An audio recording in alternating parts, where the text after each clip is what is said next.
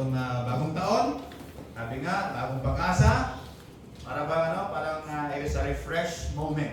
Okay? Kung ano man yung dapat na iiwan sa 2025, iiwan na natin mga kapatid. At kung ano yung dapat namang dalhin pa, dalhin natin hanggang 2026. Okay?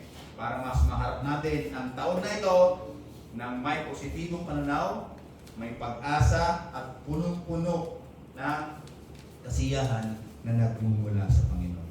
Sino po excited na ang gagawin ng Panginoon sa kanyang buhay this week? Amen. Say amen. Amen. Hallelujah. Praise the Lord. So, tayo manalangin. Let's pray bago tayo po magbahagi ng salita ng Panginoon. Lord, salamat po. Isa pong kagalakan, Panginoon, sa aming buhay, sa aming puso. Na kami magpasalamat sa aming Diyos na tumawag po sa amin. Salamat, Lord, sa mga testimonies, O God, na ikaw ay na-experience namin sa loob po ng isang taon. Tunay, Lord, na pananampalataya lakaran po namin ay hindi isang relihiyon, ay hindi gawa ng tao, kundi ikaw mismo, Panginoon, ang tumawag sa amin para makilala.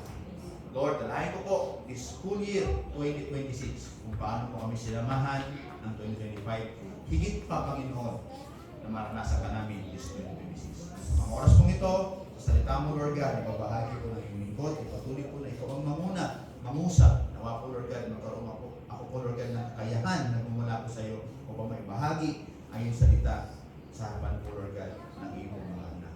Masalamat po sa pangalan po ni Jesus. Amen and amen. So, first Sunday of the year, 2026. Sabi nga, welcome a new beginning with faith and obedience to God.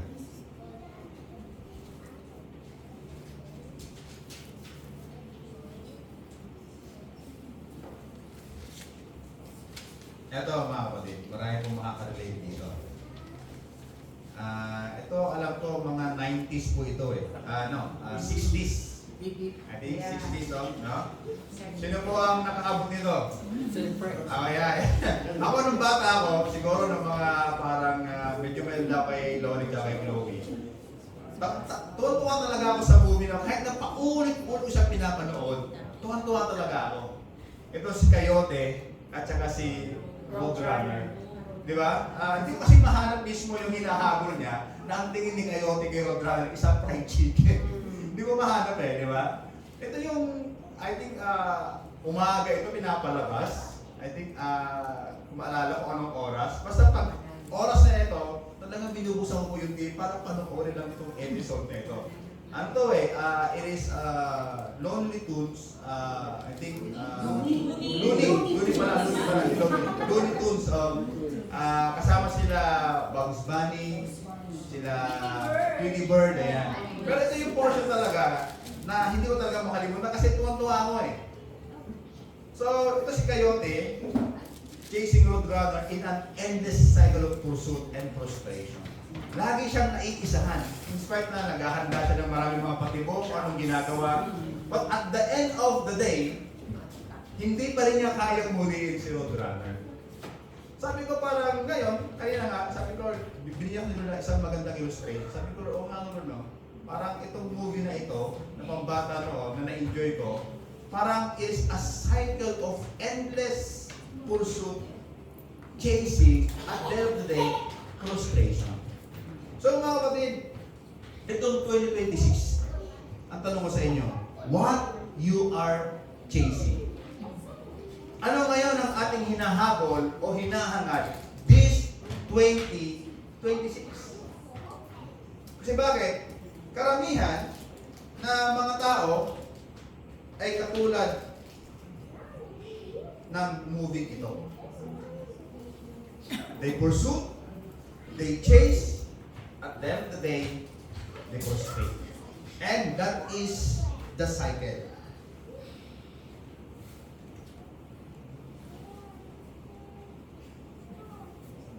Narinig ko na po ito sa inyo, mga kapatid. Pag tayo pa nagkukwentuhan o fellowship, ito po yung mga narinig ko sa inyo. Pastor, totoo lang ang plano ko sa Korea, ay 2 taon lang. Di ba? Narinig ko na yan, 5 taon lang. Pero po, ilan taon na po kayo ngayon sa Korea? Iba Iba sa inyo, 15 years, 20 years. Meron ba itong 30 years na sa Korea? Wala? 25 years sa Korea. Meron na? Ayan, si Manong Jo, 25 years. Okay? 20 years, meron na, no? Grabe. Pero, narinig ko po sa iba sa inyo, sabi niyo, actually, pas ang plano ko lang talaga mga 5 years or 2 years. Pero, ano nangyari? Bakit nagkaganon ang ating sitwasyon? Ito po yung indication lang na nung na-reach na natin yung itinakda po nating goal, ay parang there's more goal to achieve. More goal to pursue. Yung iba naman, na mga anak ng Diyos, o mga tao, sabi nila, pag na-hit ko na yung goal ko na ipon, pag na-hit ko na yung bahay ko na pinapagawa, kapag nakapag-aral ng mga anak ko, kapag nakapagpundan na ako ng business, magiging okay na ang buhay. Pero narating ng mga bagay na yun, pero parang until now, parang kulang pa rin. Para siyang coyote and road runner, parang yung chasing of life is an endless pursuit. At ito matindi. At the end of the day, sa gitna ng ating mga na-accomplish, narating, mga nakamtan sa buhay, at the end of the day, it leads to burnout. It leads to frustration. At may ibang mga tao, it leads to emptiness. Marami kang mga tao na naman na nagkurso ng kayamanan at yumaman naman talaga sila. But still, they're still struggling. Marami ng mga tao talaga nagkurso na sila ay mahalin. Pero still, they feel unlovable. Marami rin mga tao na nagkurso sila ng mga achievements to achieve, but still, kung titignan mo sila, parang meron pa rin kulang sa buhay nila. Marami naman nagpupurso ng kapayapaan sa buhay na, I want peace. But still, until now, they feel empty. So ano po mga kapatid, ang kadahilanan? Bakit tayo, maraming mga tao, na nahahantong sa mga bagay na ito? Let's open our Bible in Matthew chapter 6, verse 25 hanggang 34.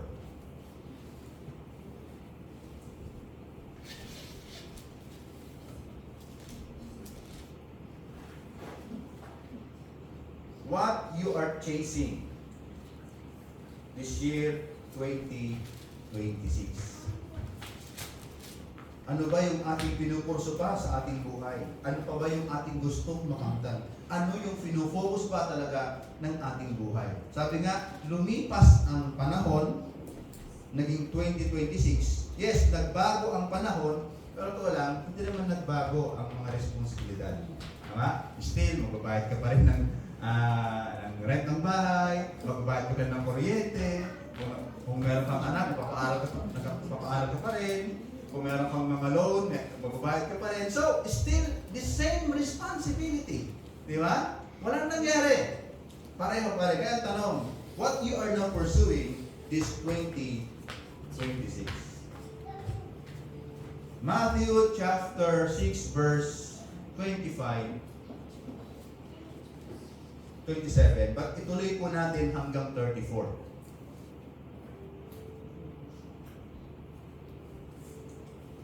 Sabi dito, therefore, sabi ng Panginoon, I tell you, do not worry about your life. Siguro medyo magandang basahin na slowly. Medyo dahan-dahan ito. Sabi doon, therefore, I tell you, do not worry about your life.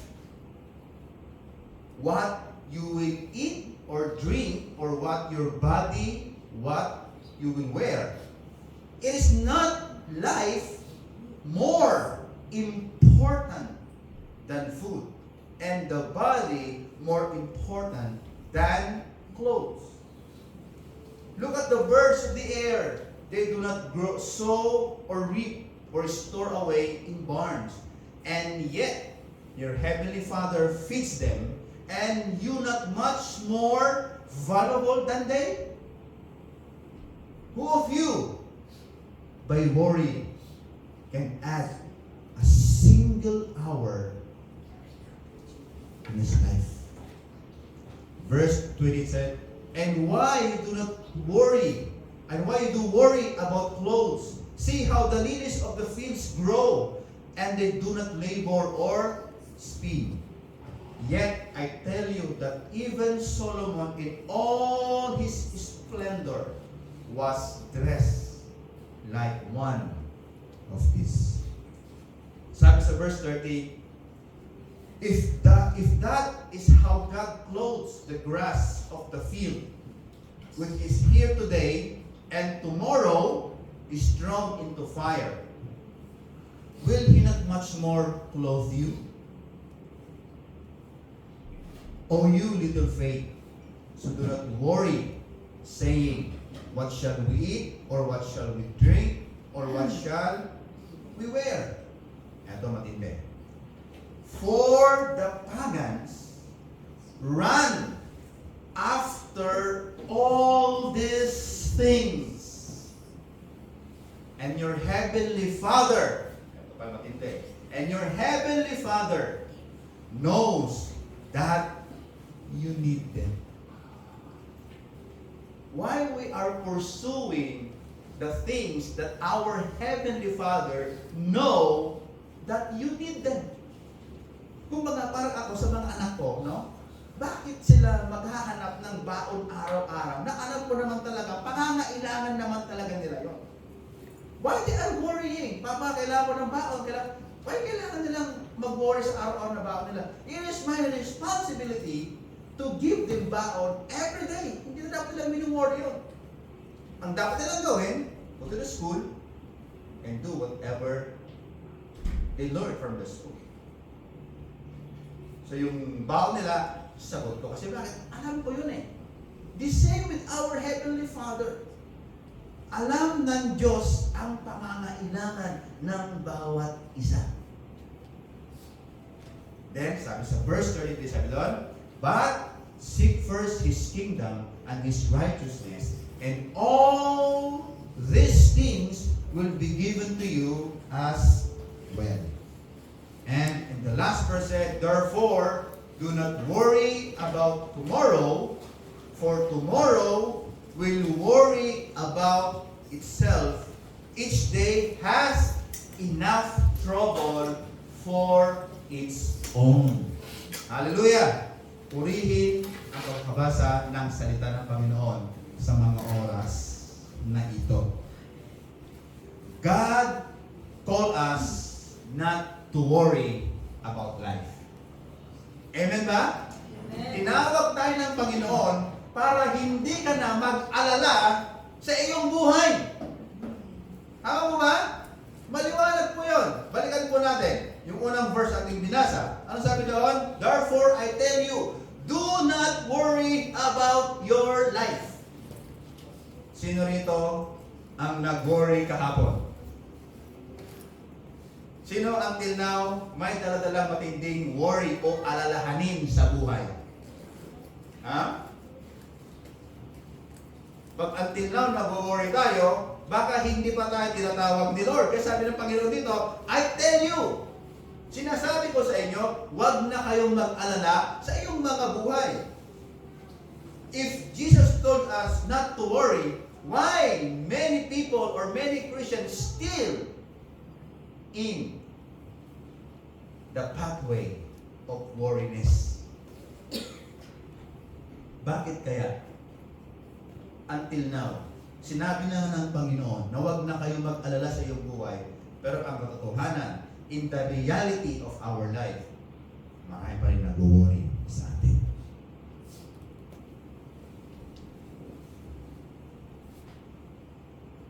The question is, why God's people believe in God, but they live in a constant worry or anxiety. Ibig sabihin, bakit marami pa rin mga Kristiyano, naniniwala naman sila sa Diyos, they believe in God, pero they live in a constant worry or anxiety. What is worry is all about? Ano ba ibig sabihin ng worry? Alalahanin, no? Sa Tagalog. But why people are worried? Pero bakit ba tayo nag-worry? What is the cause of worry? Ha? Ano ba yung reason ba't nag-worry yung isang tao? Nag-worry tayo dahil kung ano ang mangyayari sa kinabukasan. That is worry. Tama? Ang trauma is what happened to you in the past. Tama? In a psychological perspective, trauma is what happened you in the past. Worry is what you are looking forward in the future. So, ibig sabihin, hindi pa nangyayari ito eh. It's just looking forward pa lang and you are now worrying. Pero sinabi ng Panginoon kasi, do not worry about your life. So ngayon mga kapatid, tingnan po natin. Let us discover in the passage that we read. Bakit until now, maraming mga believers, they believe in God, they pray in God, they read their Bible, they attend every Sunday, but they live in a constant worry or anxiety. What is the reason? The reason why people of God live in a constant worry of anxiety in spite they believe in God, because number one, worry signifies of unworthiness. Then ang pag-aalala ay nagpapahayag ito na parang hindi ka mahalaga. Sabi sa Matthew chapter 6 verse 25 and 26, therefore I tell you, do not worry about your life. Sino po dito nagpa-doktor sa eksperto, pero pag-uwi, nag-aalala pa rin kung siya'y gagaling o hindi? Marami kayong mga Pilipino, nagpa-doktor na lahat. May reseta pang gagaling kaya ako, mawawala kayo high blood ko, aas kayo health ko. Eh sinabi na nga ng eksperto eh. Ang doktor ko nag-aral po ng 10 taon yan. Many people, something, thinking like that. Sinabi na ng doktor, inumin mo ito, ito yung follow-up check-up mo para patuloy na ma-deal yung sickness mo. Anong ginagawa ng karamihan? Gagaling kaya talaga ako. Totoo ba talaga na nakakagaling ito? Sinabi nga na eksperto eh. Parang Panginoon, sinabi niya dito, do not worry about your life. Jesus, the giver of life, the King of Kings, the Lord of Lords, is the one who invited us. Tama? Siya ang nag-invite sa atin sa kanyang kaharian. At sinabi niya, huwag ka na mag-alala patungkol sa iyong buhay. Pero bakit maraming Kristiyano, in spite na ito yung paanyaya ng Panginoon, nag-worry pa rin sila? It means because worry signifies of unworthiness. Ano sabi doon sa verse 20-26? Therefore I tell you, do not worry about your life, what you will eat or drink, or about your body, what you will wear. It is not more important, life important than food, and the body more important than clothes. Ito, verse 20 said, look at the birds of the air. Sabi ng Panginoong Hesus. Tingnan nyo nga yung mga ibon. In fact, ang diniscribe po ito ng mga ibon, yung pong mga sparrow. Sa Tagalog, maya. Yung maliliit po ng klase ng ibon. Sabi dito, tingnan nyo nga yung mga maya. Ni hindi sila nagtatanim, ni hindi sila umaani, ni wala nga silang bank account. Pero, binubuhay sila ng amang nasa langit. Eh, ito yung parte ng Panginoon. Eh, mas mahalaga kayo kaysa kanila. Ibig sabihin, yung pag-worry mo, nagpapakita lang yan na hindi mo nakikita na mahalaga ka sa harapan ng Diyos, kaya ka nag-worry. Yan ang ibig sabihin ng Panginoon. Di ba? Napakasakit minsan. You do everything to a person tapos hindi na-appreciate. Meron mo kayong ganyan na ginawa? Binigay mo na ang lahat. Di ba? Ano pang gusto mo? Sa Christmas, ano pang gusto mo? Sapatos, may sapatos ka na. Ano pa? Cellphone, may cellphone ka na. Tapos at the end of the day, kulang yung binigay mo. Sabihin, hindi mo ako mahal. Have you ever experienced that? Ang ating Diyos, binigay na ang lahat sa atin, maging ang kanyang buhay. At inaanyaya tayo ngayon, huwag na tayong mag-alala sa ating buhay.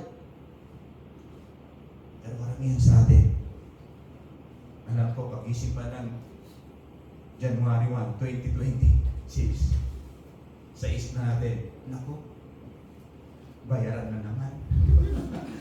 Naku, papaano naman, naku, nagkasakit si Gila. Naku, may namumutang sa akin.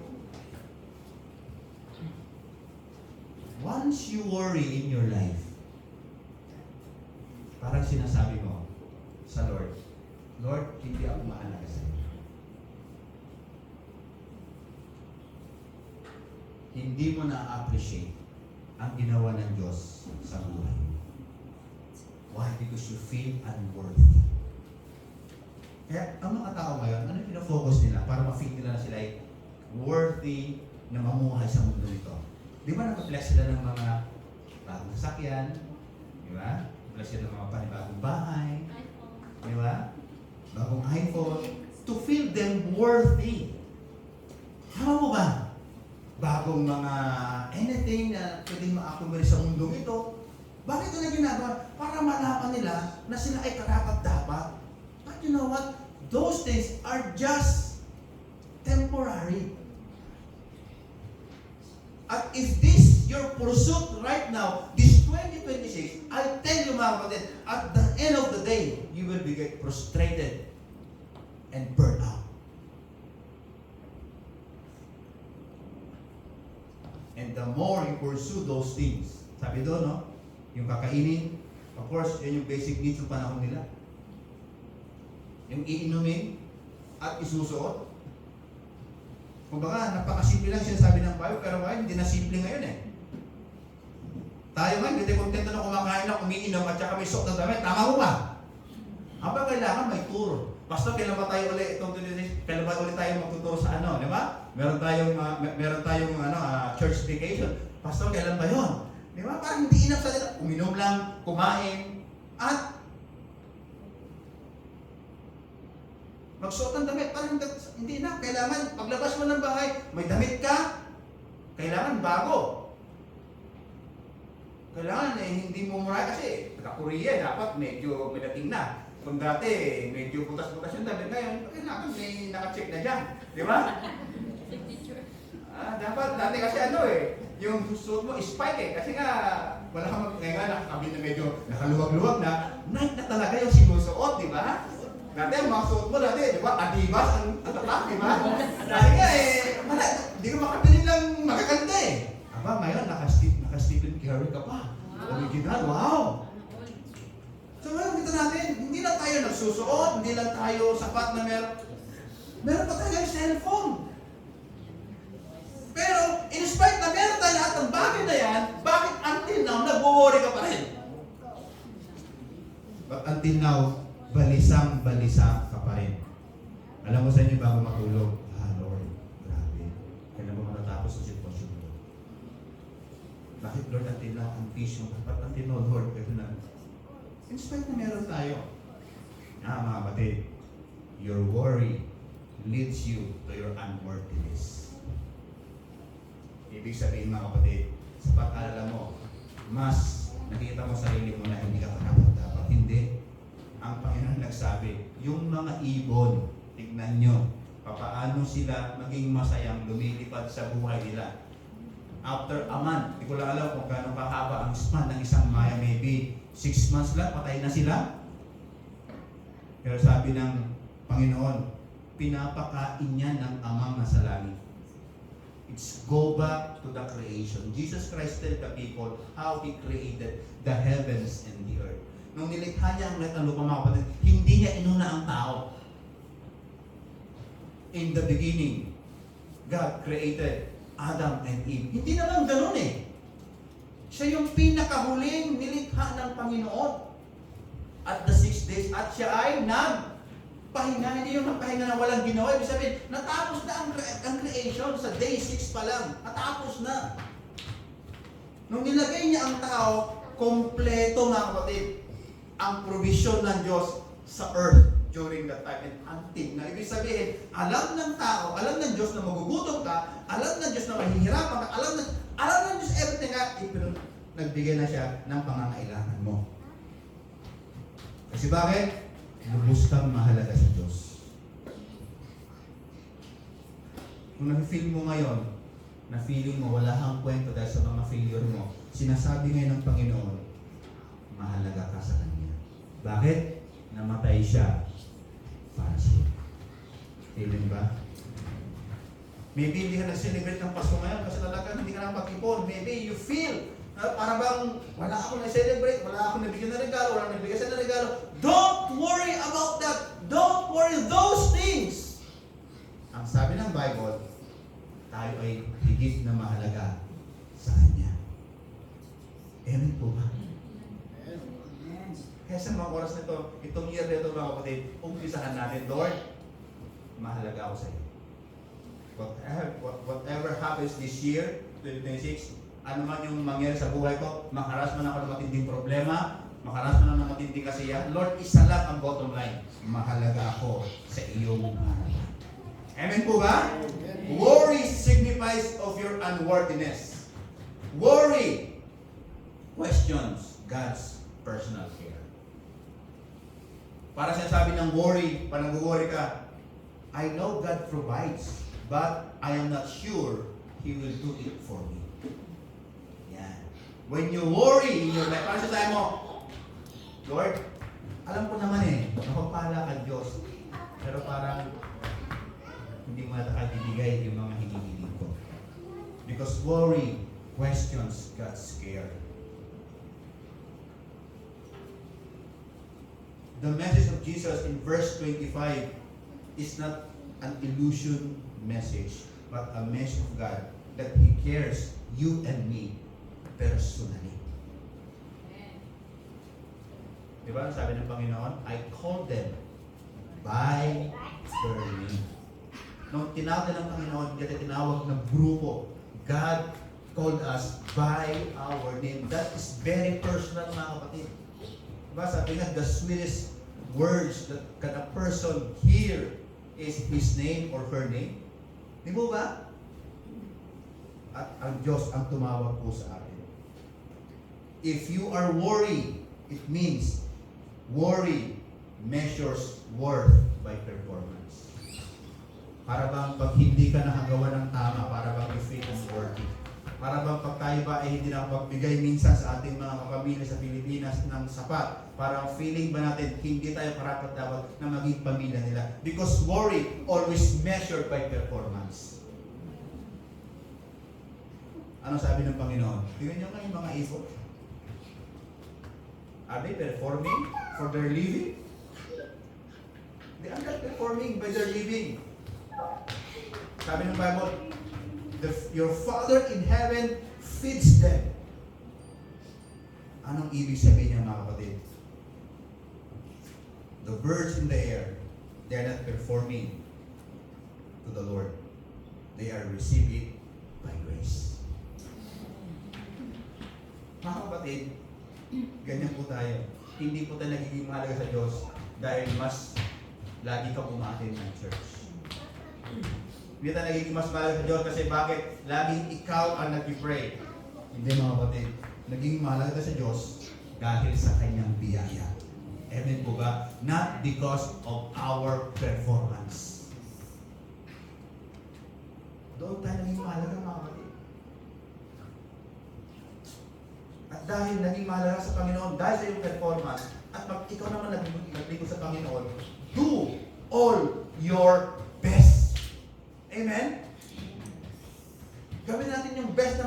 Panginoon. Pero hindi yung best mo na yun ang nagbibigay sa'yo that you are worthy in the Lord. No, because we are all worthy by grace of the Lord. Ito yung matindi sa atin. Meron na tinatawag na unworthiness culture tayo mga Pilipino. Alam niyo yung word na nakakahiya kasi. Ba't ka nahihiya? Nakakahiya kasi makikain. Diba? Sabi nga, tayo ng mga Pilipino, sa mga makasinungaling na tao. Kasi sinabi mo, kumain ka na? Eh, no, kailan, busog ako eh. Pero kung baka naman simura. Ano ba? Kasi sinabi mo, okay ka lang, kahit puno ng problema, okay lang po, walang problema. Pero kita mo sa mukha, halos na puno na ng eye bag yung tayong mukha kay-iiyak. Kasi bakit? Yung word kasi na, nakakahiya kasi, baka anong sabihin sa akin. Nakakahiya kasi, baka magalit. Nakakahiya kasi, baka ito yung sabihin.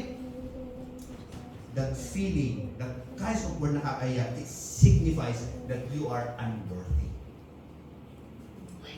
Na hindi ka karapat-dapat. Yan, yung minsan, meron tayo niyan. Ano pa? Okay lang, kasi mas maayos naman talaga ang buhay nila kaysa sa atin. Ito yung mga Kastila spirit, di ba? Na mas, pag yung nakakaangat, may respeto, pero yung mga sa baba, parang ninawalang niya, di ba? Panoorin niyo yung mga drama sa film. Hindi na ako nanood talaga na TV kasi lagi na lang yan, di ba? Pag may drama, may aapihin, may mayaman, may mahirap, pag aawain, no? Tayo, dar-dar naman tayo, di ba? Sino po nakasababay kay Mara Clara? Kasi ano na, iba na kasi ang usapan ngayon eh. Medyo gross ko kasi ngayon, di ba? Siya naman eh, si Batang Quiapo kasi ngayon eh, no? Parang takapagtago na mahihirap. Pero bago noon, mapanahon namin sila, Mara Clara. Di ba? No? Isang babae inaapi, as isang babae nang aapi. Di ba? Kaya marami nang nagating Gladys Reyes kasi inaapi si Judy Ann. Yan ang pelikula. Pero mga kapatid, ang buhay po natin ay hindi pelikula. Ito ay pagkatawag ng Diyos. Amen? Pagkatawag ng Diyos na nais ang pagpalaya. Ano ba? Ano ba yung mga Filipino culture na nagsisignify that we are unworthy? Ito pa, kailangan ko talagang magtiis. Kailangan ko lang gawin ito, pastor. Mag-isa ko para sa aking pamilya. Kasi inaasahan nila ako, pastor. You are the superhero of your family.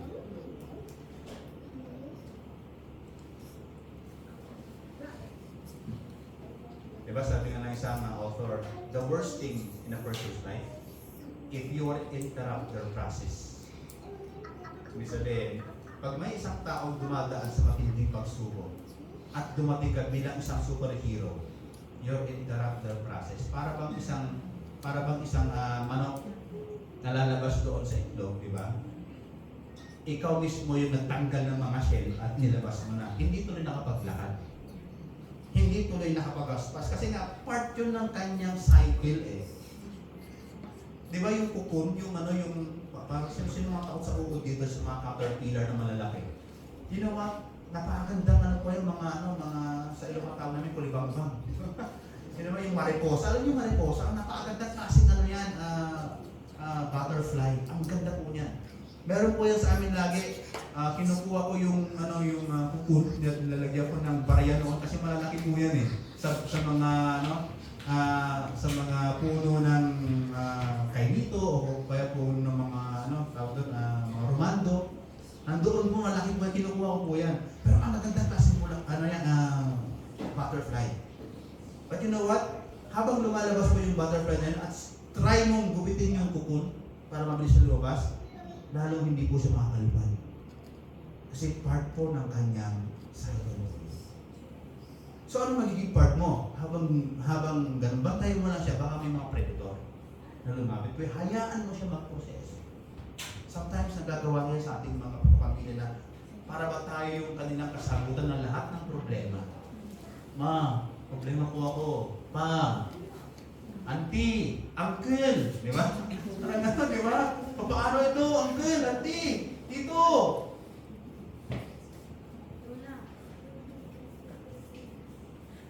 Yan yung mga bagay na minsan a Filipino culture na nagbibigay sa atin na hindi tayo karapat-dapat. Mga kapatid, in the Lord, performance is not the basis of your worth, but by His grace. Amen po ba? Sa Kanyang biyaya, sa Kanyang pagmamahal, doon tayo naging mahalaga sa Diyos. Hindi dahil sa magaling tayo, may naabot tayo, hindi dahil sa marami tayong area. No! Hindi yon. Dahil lang sa Kanyang biyaya. Mayaman ka man, mahirap ka man, may pera ka o wala. Sa biyaya ng Panginoon, pantay-pantay po tayo. Yan ang ating halaga sa harapan ng Diyos. Kaya nga, worry signifies of your unworthiness. Tandaan din, once na nag-worry tayo ngayon, pinu-question mo ngayon kung ang Diyos mo talaga ay nakikare sa iyo. It seems that you are questioning God is still caring you. Dapat remind yourself this whole year, Lord, if I'm worried, ibig sabihin pinu-question ko na hindi mo ako inaalagaan ng maayos. Kaya samantala sinabi ng Panginoon, I tell you, do not worry about your life. Bakit until now, maraming mga Christian o mga tao naniniwala man sa Diyos, pero still, they live in a constant worry or anxiety because number one, worry signifies unworthiness. At pangalawa po, worry signifies of control. Ayan. Ano bang ibig sabihin niya, Pastor? In Matthew chapter 27, sabi doon, who of you, sabi niya ganyan, by worrying can add a single hour of his life? And why you worry about your clothes? See how the lilies of the fields grow. They do not labor or spin. And I tell you that even Solomon in all his splendor was dressed like one of these. So ano po ibig sabihin mga kapatid? Worry signifies of control. Worries reveals our illusion to control. Kaya nga maraming tayong plano sa buhay. Tama po ba? That's why we plan. We have goal. Wala nang problema po mga kapatid. But remember, those goals and plan are not, sasabi na, wala ka nang worry. Ginagawa natin yon so that we have a sense of control. Sabi ng Panginoon, Jesus asked, can any one of you worrying add a single hour of your life? Worry exposes the illusion that if we think hard, plan long enough, or fear deeply enough, we can control the outcome. Yan nakakala natin. Di ba minsan nag-worry tayo pag yung mga bagay sa buhay natin na hindi mo na makontrol, we feel worried.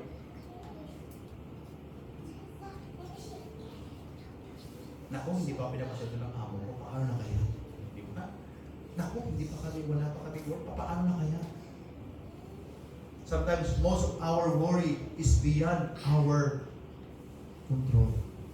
Kasi bakit natural sa atin na mas sinahandle natin ang buhay natin.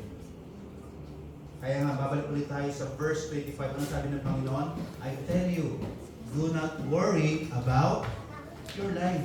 But sometimes tayo mismo-misa bilang mga ng Diyos, parang feeling natin, tayo talaga ang may-ari ng ating buhay. That's why we worry a lot in this world. But in reality, worry produces mental fatigue, not life extension. Imbis na humaba pa yung buhay mo, kamumorin mo, napaigsito doon. Nandiwala ba kayo na ang buhay naka-stroke? Di ba? Nakaka-high blood. Di ba? Nakakapagay sa atin ni Asin, di ba? Pero marami pa rin sa atin, love pa rin mag-worry in spite of those negative things na effect sa buhay. Kaya sabi ng Panginoon, yung bang pag-worry nyo, nakakadagdag pa yun ang buhay ninyo? Sabi ni Lord, hindi na nagdagan ang buhay mo nag-worry kayo, mas lalong nababawasan. Why? Because we want control. Amen ba? Sometimes we want secure. Lord, grabe, parang okay na. May maganda na yung ikot ko, may trabaho na ako. Parang lagi tayong may ganong kailangan maramdaman. Tandaan natin mga kapatid, ang ating pangangailangan ay nasa kamay na ng Diyos. Amen po ba? Amen. Kaya ang hamon mga kapatid dito sabi, live one day at a time. Ang problema sa atin, we live now, 2027 na, doon kang nag-iisip. Lord, paano kayo 2027? Ika lang, hindi ba nakakalaga sa 2026 eh? 2027 na iniisip. Kaya hindi mo din ma-enjoy ang present. Because worry is living in the future. Trauma naman is living what happened to you in the past. Kaya yung present mo, hindi mo na ma-enjoy. Eh, saan mo ba namimit si Lord? Sa future o sa past?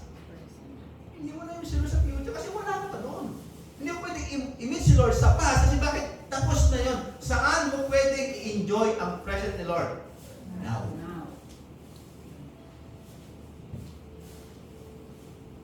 So why we worry? Sometimes we worry too much. Paano ang bukas? Sabi ni Lord, anong bukas? Hanggang ngayon ka na. Sabi ba? Kung titignan natin mo yung mga kapatid nasa kamay ng Panginoon. Kung ganyan tayo mag-iisip sa ating buhay, mas matutuntun natin ang karunungan ng Diyos sa Kanyang salita. Nag-isip ka ba kung paano, Lord? Sa February, hindi pa natapos yung January. Sabi ni Lord, hindi ka maaabot ng end of January. Diba? Kung si Lord na talaga, sabi ko, kung si Lord na talaga mapapatulog siya sa mga kaisipan natin, sa mga ginagawa natin, malamang, wala tayo lahat dito. Pero salamat sa Panginoon, nabubuhay tayo sa Kanyang biyaya. Amen po ba? Sige po ating palaban ng Panginoon. Hallelujah! Dito po, Jesus lovingly unmasks this false belief and invite us to release whatever we meant to manage. Lord, this is my plan. Masarap ang plano eh. Kailangan naman talaga. But Lord, kung mangyari man yung plano na yan, salamat po sa iyong kalooban. Pero pag hindi, your will be done. Kasi ikaw na nagsabi, Lord, ba't ako mag-worry? Lord, ikaw na nagsabi. I-challenge mo sa ang word ng Panginoon. Panindigan ka dyan. Lord, di ako mag-worry kasi bakit sinabi mo? And live a free life of worries. Di ba? Ang sarap mo, di ba? Wala ka nang iniisip na tuition fee. Wala ka nang iniisip na bayarin. Bahala ka, Lord. May trabaho ako ngayon. I will enjoy my work. Di ba? Kung meron ako matara, magkikipon ako. Lord, bahala ka. Sa pagkaan ng mga anak ko, Lord, bahala ka, Lord. May free worries tayo ngayon. Di mas nanimit natin ngayon ang Panginoon sa ating buhay. Di mas narinig po ngayon ang boses ng Diyos. Amen po ba? Amen. Sa boses ng mga worry na yan, na hindi man lang nakakapag-add sa iyong buhay. Kung baga mga kapatid, para kang nakaupo sa rocking chair. Ang worry daw ay parang rocking chair. Gumagalaw ka, pero hindi ka lumalayo. Marami pong ganyan. Akala nila, nakakalayo sila sa buhay, pero ang totoo, hindi. Parang si Coyote at si Roadrunner, paikot-ikot lang yung ginagawa. Feeling mo lang umuusat ka, pero totoo lang hindi.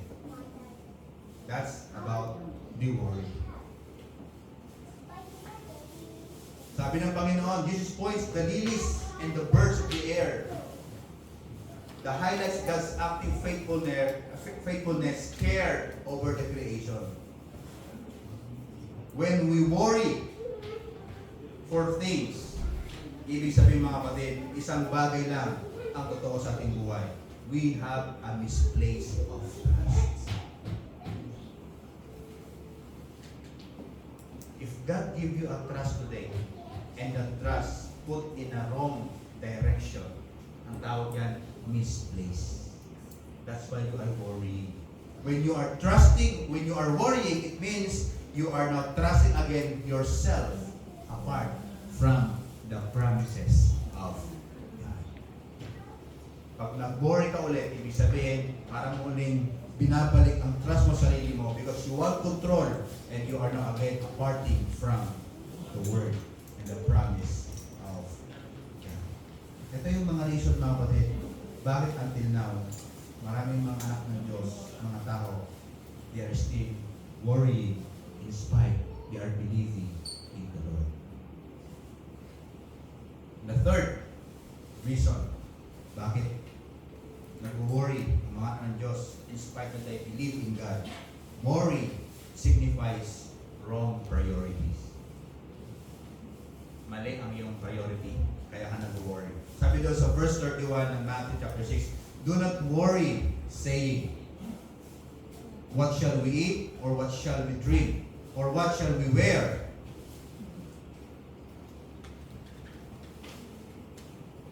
For pagans run after this all things. For pagans run after all these things. Ano ang pagans in the biblical concept? Ha? Sa Tagalog, pagano. Anong ibig sabihin ng pagano? Pag sinabi ng Biblia, pagano, anong ibig sabihin yan? Ang mga taong walang paniniwala sa Diyos. Ang mga taong wala silang pangunawa in spiritual. Ang mga taong wala silang pangunawa sa salita ng Panginoon. Kaya ang kanilang kaisipan ay ang mga bagay lang na nasa mundong ibabaw na ito. Yan ang kanilang pinupursu.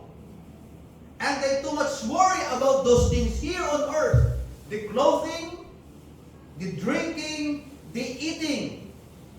Yan ang pinaworry nila. Pero sabi dito kasi, sabi dito sa verse 32, and sabi doon, your heavenly fathers knows that you need them. You are worrying what the fathers know already? Come on! Wini-worry mo ang isang bagay na alam naman ng ating amang nasa langit na kailangan mo? Ano kaya makita ko yung mga anak ko? They are worrying for their baon. Baka lalo hindi ko bigyan ng baon kung mga to.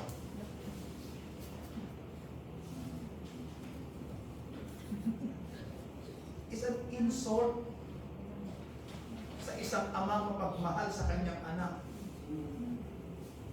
Iniinsulto natin ang Diyos pag ganyan ang posisyon ng ating kaisipan.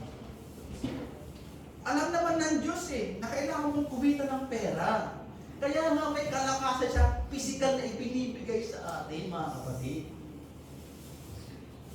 Alam naman ng Diyos na kailangan mo talagang kumita ng pera, kaya nga sa araw-araw mong buhay, meron siyang proteksyon na ibinibigay sa atin.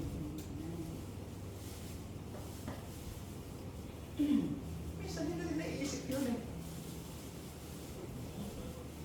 You know what? Ang katawan ng tao pa-komplikado. Isang ugat lang dyan sa pagbuhat mo minsan ng cellphone mo at medyo naipit yung ugat mo sa leeg, pwede mo ikamatay. Pero you know what? Iniingatan ng Diyos yung mga ugat na yan. Para magawa mo ang iyong responsibilidad sa mundong ito. Minsan natin naiisip yan. We are too much concerned to what we can see in this world. Minsan, comparing mga, mas malaki yata yung bahay nila. Kailangan magtrabaho lalo. Minsan, we are so obsessed to this na hindi natin, hindi natin nakikita kung paano ang Diyos, alam niya kailangan natin yan, at ibibigay na yan. Kaya nga kasunod doon, but seek first His kingdom. Worry signifies wrong priorities. What dominates our thoughts reveals what dominates our priorities. Kung ano ngayon ang pinupurso mo this 2026, it signifies yan yung puso mo at yan yung nasa isip mo. Worry exposes pursuing what you are pursuing. Ba't ka nag-worry? Sabihin, yun kasi yung pinupurso mo. Ha? Kailangan i-maintain mo na meron kang malaking bank account. Bakit? Kasi basta pag wala kang pera, Ganyan mag-isip ang mga wala sa Diyos. Pag wala kang pera, kawawa ka. Sino sabi? Sinabi ng Biblia yan, pag wala ka ng pera, kawawa ka na. Sino nagsabi? Hindi ba pag wala kang pera, meron kang Diyos na pwede magbigay sa'yo ng kayamanan? Amen. Di ba pwede yun? Bakit ganun minsan? We are too much worried of what we have. Di ba pwede na pag wala ka ngayon, bukas, pwede kang pagpalain ng Panginoon? Sometimes we are too much worried, mga kapatid. Nauubos minsan ng ating isang buong araw, kaiisip na kaiisip kung ano ang tamang solusyon sa mga bagay-bagay. Sabi na nga ng Panginoon I tell you, do not worry about your life. Because worry reveals, signifies that you are doing a wrong priority. When survival becomes the main goal, God is reduced to a backup plan instead of the first pursuit. Remember, worry put you into a survival mode. If you have a constant worry about yourself, about what happened in the future, about possible na mangyari, magiging na yata ang pastor ang Japan at saka China, binomba ng Amerika, ang ganito, naglilipat na yun. If you are worrying too much those things, baka ikaw ang mauna mag-bomba ng gusto. Imagine ka. Isa mo tayo mga tao na hindi ka naman kilala. That's how pagan think. Kaya ang sabi ng Panginoon, alam niyo ba yung kinaworry ng mga pagano na walang Diyos? Kayong mga anak ng Diyos, alam ng ating Amang sa langit, kailangan mo yan. Pero ba't nag-worry pa rin tayo? So pag nag-worry tayo, na alam na ng Panginoon yung mga kailangan mo, I still worry, ibig sabihin, sinasabi mo lang, Lord, hindi mo kayang ibigay yung pangangailangan ko. Yan lang ang ibig sabihin niya. And that is an insult to our Heavenly Father.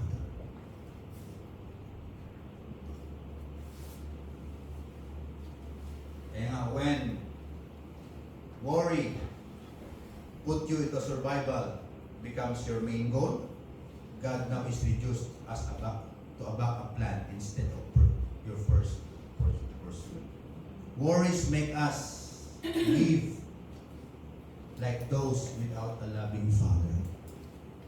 Kapag nag-worry tayo, para tayong nabubuhay sa mundo ito na walang amang nagmamahal sa atin.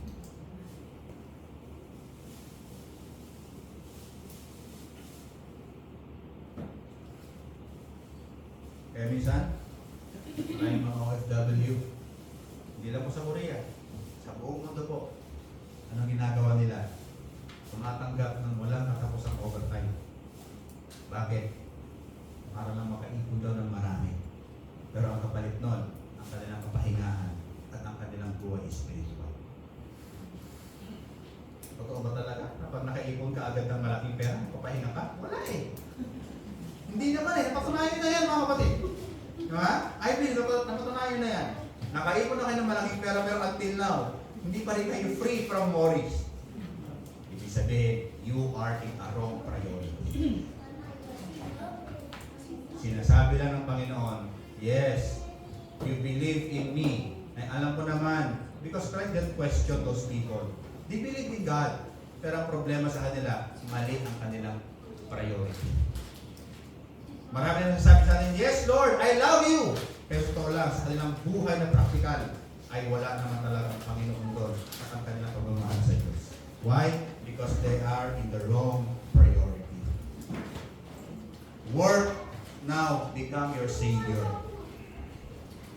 Worry-driven priorities slowly dethrone us from the first place in which God first supposed to be our life.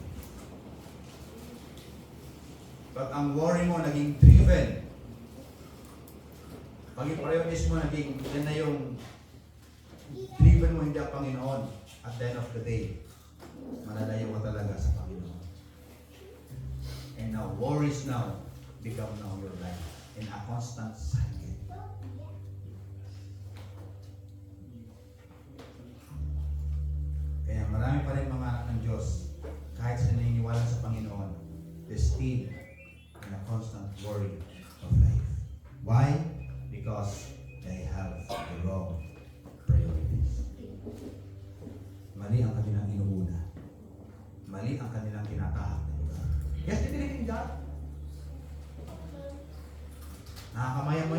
church, manakamayan tayo, di ba? Oh, I love you. Pero, they have the wrong priorities.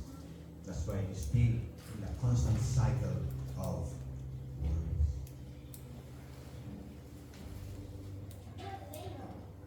And the last, worry loses its grip when we seek first the Lord. This is the punchline of our Lord Jesus Christ. Worry loses its grip when we seek first the Lord. Ano sabi ng Panginoon dito? But seek first His kingdom and His righteousness, and all of these things will be given to you as well. Ano dito ipagkakaloob sa atin ng Panginoon? Pag inuna mo siya, yung mga wino-worry ng mga pagans. Okay? Ano yung mga wino-worry ng mga pagans? The clothing, the drinking, and the eating. The basic necessity of life. Yan yun. Kaya sabi ng Panginoon, pag uunahin mo ang kaharian ko at aking katwiran, yung mga bagay na wino-worry ng mga tao sa liputan ito, bonus ko lang sa iyo. It means, sabi ng Panginoon, don't chase the blessing. Chase the blesser. Amen ba? Amen. From now on, chase the blesser. Kahit mawalan ka na, kung ang blesser tinichase mo, tandaan mo, bibigyan ka niya ng higit pa sa inaakala mo. Amen ba? Marami sa akin, minsan na tayo, nababalga sa mga blessing. No? Sa blesser tayo. Kaya nga sabi doon, seek first His kingdom. The word seek is in a verb form. Ibig sabihin, action ito. Action word. Ibig sabihin, intentional. Hindi pwede nagkataon lang na nakita mo si Lord. Nagkataon lang na ikaw ay namumuhay sa kanyang katwiran. No, dapat yan, sinasadya mo talaga na alamin. Amen po ba? Seek first, it means you need to exert an effort. Ibig sabihin, siya dapat ang unang pinaka-priority natin sa ating buhay. My prayer this 2026, bago ang lahat, dapat sana lahat tayo matuto. Lord, ikaw muna. Kahit na hindi ako makalba ng Sunday, ikaw muna. Saturday ba na Lord, hindi lang mag-aalba. Kasi bakit? Magahanda ako. Para pag Sunday, ikaw pupurihin ko. You can sacrifice that at your kind of conviction na kapatid. Ibig sabihin, pinapatungan mo sa Panginoon, Lord, this is how I seek you. Kasi bakit? Yung mga bagay na chine-chase ng mga kasama ko, Lord, higit pa dyan sa bibigay mo sa akin. If you have that kind of belief in you, put God first as your priority.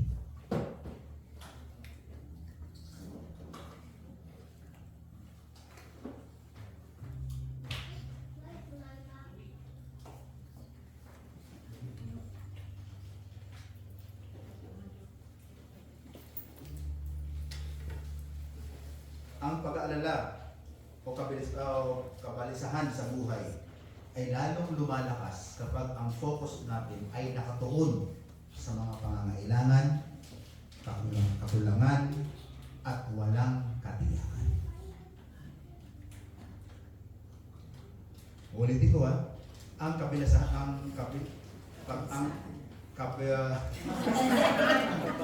tuloy ako ang pag-aalala. Pag-aalala na lang. Ay lalo daw lumalakas pag ang ating focus ay nakatuon una sa mga pangangailangan, sa mga kakulangan, at sa mga walang katiyakang bagay sa mundo. When we seek the Lord first, our attention shift from what we lack to who God is. Pag daw si Lord ang ating inuna muna, isa yung ating naging priority, yung ating attention daw ay nababaling mula doon sa wala, sa mga worries, patungo doon kung sino ang Diyos sa ating buhay at kung ano ang kaya niyang gawin. Amen po ba?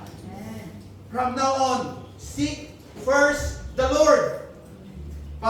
makilala mo kung sino ang Diyos na tumawag sa iyong buhay. Amen po ba? Amen. Unahin natin ang Panginoon. God should be our first priority. When we priority the Lord, the grief of worry, it become now loosened. Mawawala ngayon sa buhay natin. Hindi sinabi ng Panginoon na hindi ka na mag-worry, pero maybe mag-worry ka siguro, konti na lang. Tama? Kung meron kang worry, konti na lang. Kasi bakit? Mas nakikilala mo na mas malaki pala ang Diyos mo kaysa mga bagay na mga wino-worry mo. Amen? If you priority the Lord first. I-reveal ng Diyos kung sino siya sa'yo at kung sino ngayon, paano mo ngayon i-overcome yung mga bagay na nagbibigay sa'yo ng worry. Sabi ng Lord, that's the key. If you know me more, I will help you to overcome those things na nagbibigay sa'yo ng worry. Amen? Kasi bakit? Mas higit akong mas malaki kaysa mga anumang worry yan sa kamunduhan na kinakayuan mo. Amen po ba? Hallelujah. Right focus to the Lord leads to real peace. Ang sarap huminga pag alam mo si Diyos, si Lord na ang kumikilos sa buhay mo. Amen ba? Amen. Lord, grabe. Ano lang gagawin natin? Magpuri na lang kay Lord. Lord, ano gagawin mo ngayon? Free na ako sa worry? I will put my worship and honoring and praises all the day of my life because you are my God. Amen? Hallelujah. Mag-enjoy na lang tayo sa presensya ng Panginoon kasi bakit? Si Lord na ang kumikilos sa mga worries mo. Amen po ba? Yan ang Panginoon. Worry weakens when we regain that God is the first place in our life. Seek God first and God will reorder our focus. Ano sabi ng Panginoon sa verse 34? Jesus concludes, do not worry about tomorrow because worry pull us into an imaginative future. Kasi ang worry nga is from the future. Kaya pag nag-worry tayo, parang binabalik ulit tayo doon sa future na hindi pa naman nangyayari. But rather, today, let us surrender to God. Tomorrow no longer dominates our heart because faith teaches us to live one a day at a time. Kaya sabi doon, sa verse 34, sabi ng Panginoon, hindi sinabi dito, tayo ay mabuhay every kinsenas at katapusan? Hindi eh. Therefore, sabi, do not worry about tomorrow, for tomorrow worry itself. Let the tomorrow worry itself. Huwag na tayo makialam sa worry ng kinabukasan. Okay? Huwag na tayo pakialamera. Diba? Kung may worry tomorrow, bahala siya dyan. Basta ngayon, I will enjoy the present of my Lord. I will enjoy today because today, I will meet my Heavenly Father. Tomorrow, bahala ka na, Lord.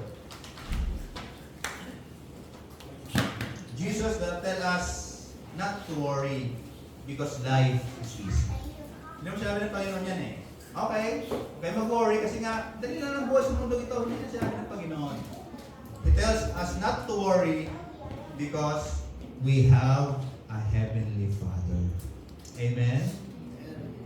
Jesus tells us not to worry because life is easy, but Jesus tells us not to worry because we have a loving, a Heavenly Father that give everything what we need. Worries try to control what God can only govern.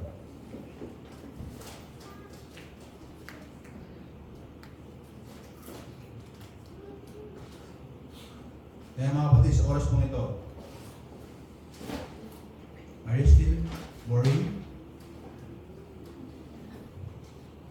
give that to our Lord Jesus Christ.